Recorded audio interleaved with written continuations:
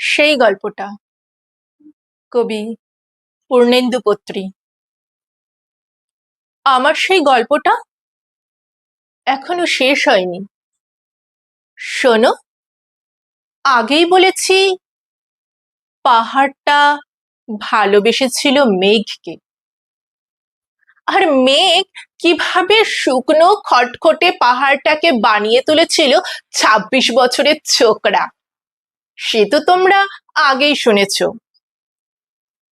সেদিন ছিল পাহাড়টার জন্মদিন।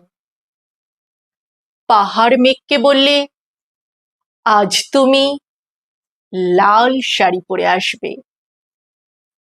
মেঘ পাহাড়কে বললে, আজ তোমাকে স্নান করিয়ে দেব চন্দন জলে।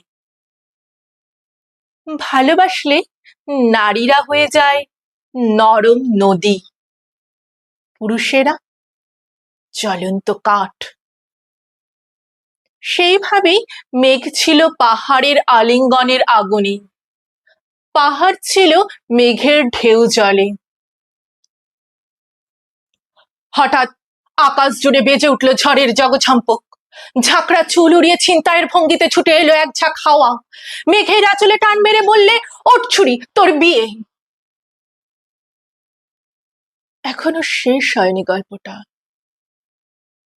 শোনো, বজ্রের সঙ্গে মেঘের বিয়েটা হয়ে গেল ঠিকই, কিন্তু পাহাড়কে সে কোনো দিনই ভুলতে পারল না। বিশ্বাস না হয় তো চিরে দেখতে পারো পাহাড়টার হাড় পাঁজর।